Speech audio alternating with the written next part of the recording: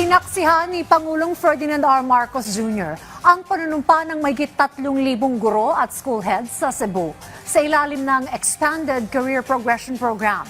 Layo ng pamahalang itaas ang moral ng mga guro at bigyan sila ng mas magandang career sa edukasyon. Binuksan ang mga bagong posisyon tulad ng Teacher 4 hanggang 7, Master Teacher 5 hanggang 6 at School Principal 5 para mapalawak ang oportunidad sa promotion.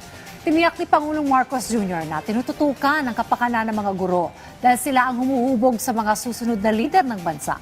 Patunay ang pagbubukas ng nasa 61,500 teaching positions at paglalabas ng 10,000 pisong teaching allowance mula school year 2025 to 2026.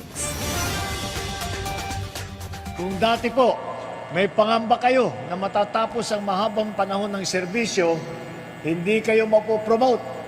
Ngayon, mas malinaw na ang landas ng pag-unlad ng inyong propesyon.